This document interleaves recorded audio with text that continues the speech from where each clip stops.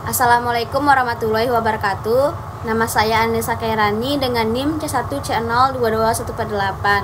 Di sini saya akan menyampaikan materi tentang konsep keperilakuan dari psikologi dan psikologi sosial dengan dosen pengampuh yaitu Pak Wirmi Eka Putra SE MSI.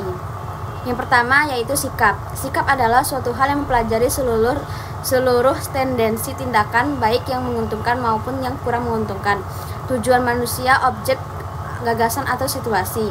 Sikap bukanlah perilaku, namun sikap menghadirkan suatu kesiapsiagaan untuk tindakan yang mengarah pada perilaku. Oleh karena itu, sikap merupakan wahana dalam membimbing perilaku. Sikap tidak sama dengan nilai, tetapi keduanya saling berhubungan.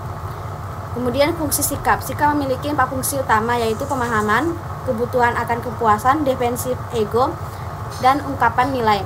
Kemudian teori sikap.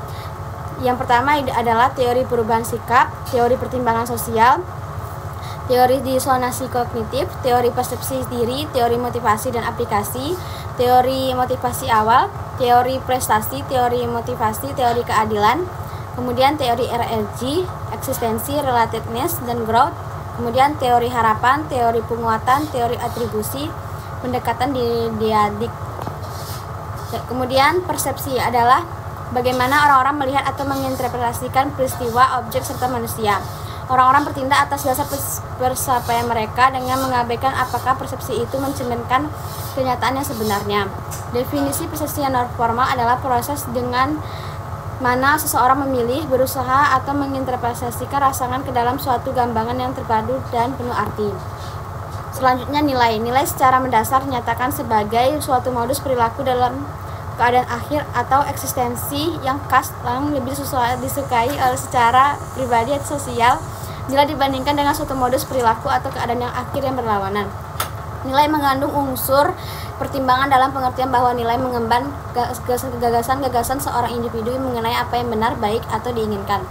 Kemudian pembelajaran. Pembelajaran adalah proses di mana perilaku baru diperlukan. Pembelajaran terjadi sebagai hasil dari motivasi, pengalaman, dan pengulangan dalam merespon situasi. Kombinasi dari motivasi, pengalaman, dan pengulangan dalam merespon situasi ini terjadi dalam 3 bentuk, yaitu pengaruh keadaan klasik, pengaruh keadaan operan, dan pembelajaran. Kemudian yang terakhir, kepribadian. Kepribadian adalah intisari dari perbedaan individu. Kepribadian cenderung bersifat konsisten dan kronis. Konsep kepribadian dan pengetahuan tentang komponen adalah penting karena memungkinkan aplikasi utama dari teori kepribadian dalam organisasi adalah memprediksi perilaku. Pengujian perilaku ditentukan oleh banyaknya efektivitas dalam tekanan pekerjaan. Siapa yang akan menanggapi kritikan dengan baik, siapa yang pertama harus dipuji dahulu sebelum berbicara mengenai perilaku tidak diinginkan. Siapa yang menjadi seseorang pemimpin potensial, siapa yang bekerja lebih baik dalam lingkungan pekerjaan partisipatif, siapa yang kelihatannya dapat dipercaya, dan sebagainya. Semua itu merupakan bentuk pemahaman atas kepribadian. Sekian penjelasan materi dari saya akhiri dengan terima kasih.